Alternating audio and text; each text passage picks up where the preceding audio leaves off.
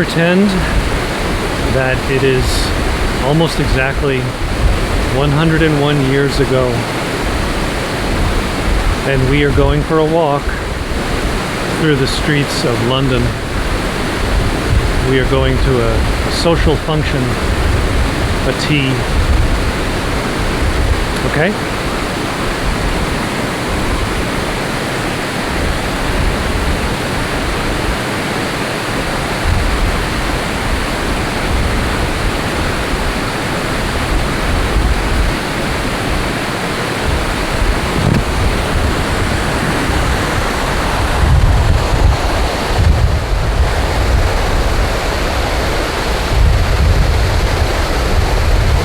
Let us go then, you and I, when the evening is stretched against the sky,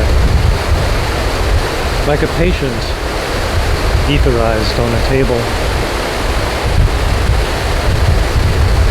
Let us go through certain half-deserted streets, the muttering retreats of restless nights in one-night cheap hotels and sawdust restaurants with oyster shells, down streets that follow like a tedious argument of insidious intent, leading you to one overwhelming question.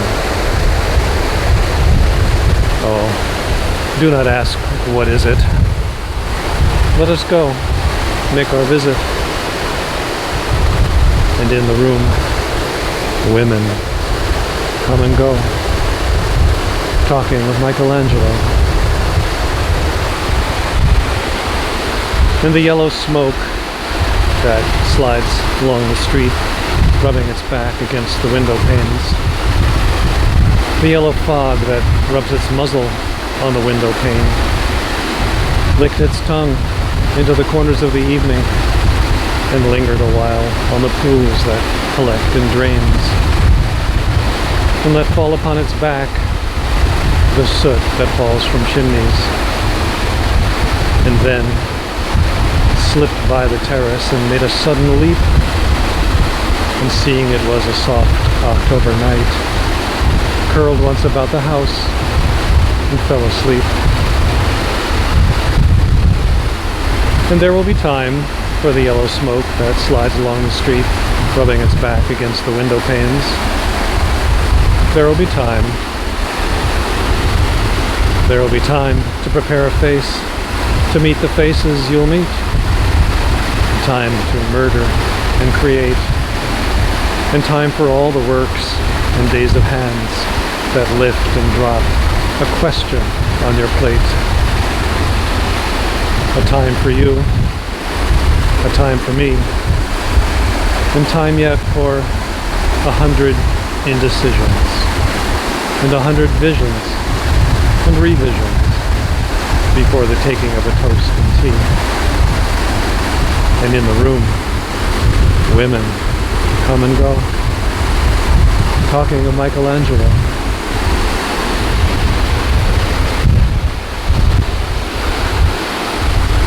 And indeed, there will be time to wonder, do I dare?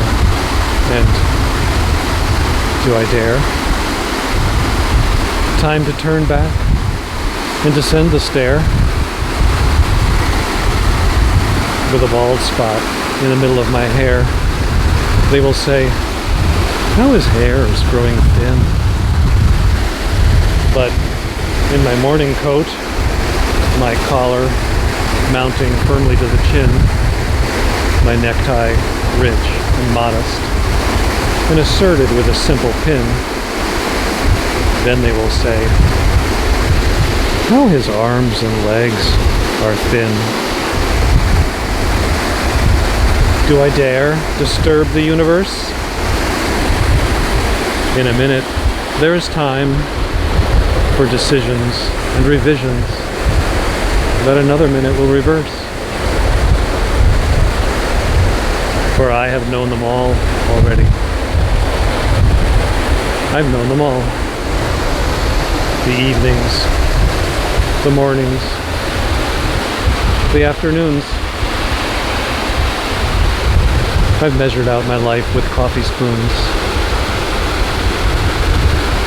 And I know the voices dying in a dying fall beneath the music from a farther room. So how should I presume? And I've known the eyes already, known them all. Eyes that fix you with a formulated phrase. And when I am formulated and fixed upon a pin, when I am pinned and wriggling on the wall, how should I begin to spit out all the butt ends of my days and ways? And how should I presume? And I've known the arms already, known them all. Arms that are braceleted and white and bare, but in the lamplight, downed with light brown hair.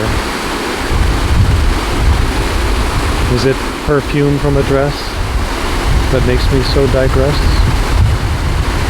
Arms that lay along a table, arms that wrap about a shawl. And now should I presume? How should I begin? Should I say that I wandered at dusk down narrow streets and watched the smoke that rises from the pipes of lonely men in shirt sleeves leaning out of windows? I should have been a pair of ragged claws scuttling across the sands of silent seas.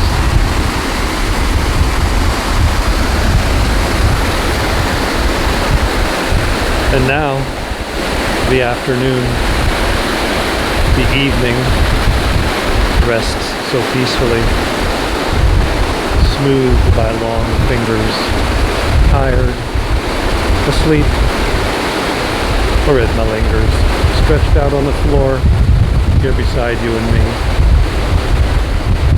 And should I, now, after the tea and cakes and ices, have the strength to force the moment to its crisis?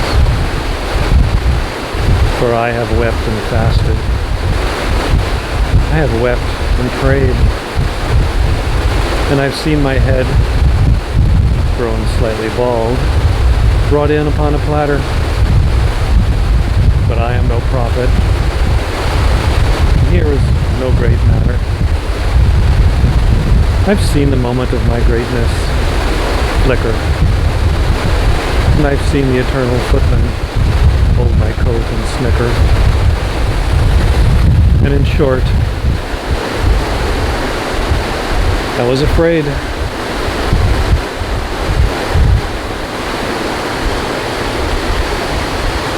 And would it have been worth it, after all?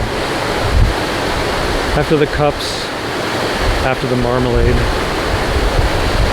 after the tea, among the porcelain, among some talk of you and me.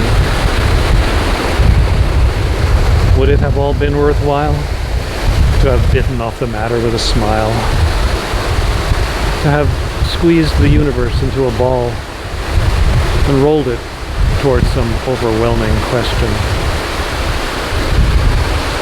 To have said, I am Lazarus, come from the dead. I've come back to tell you all.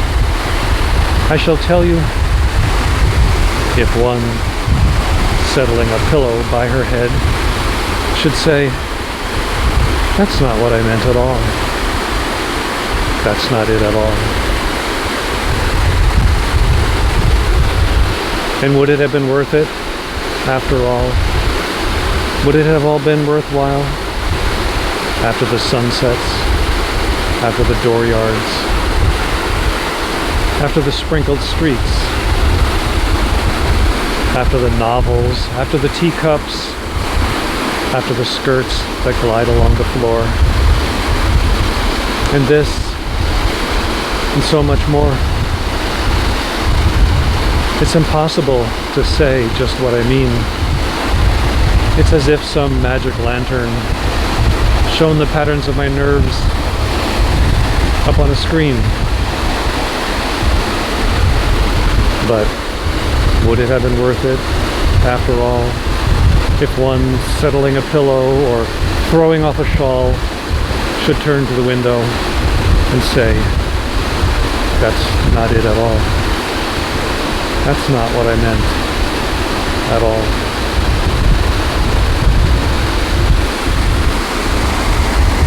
No, I am no Prince Hamlet, nor was meant to be.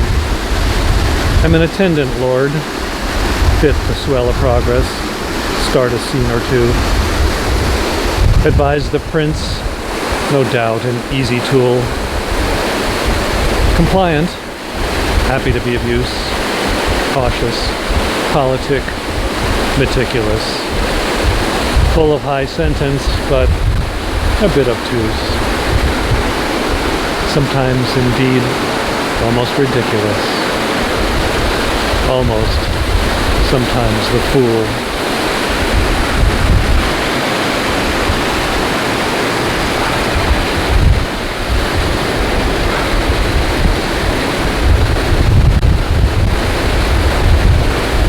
Now, I grow old. I grow old. Shall I wear the bottoms of my trousers rolled? Should I part my hair behind?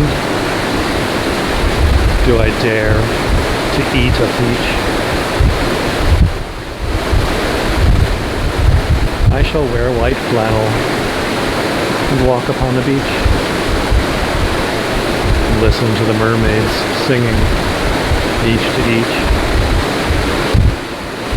I do not think they will sing to me, but I watch them, riding seaward on the waves, combing the white hair of the waves, blown back when the wind blows the water white and black. We have lingered in the chambers of the sea,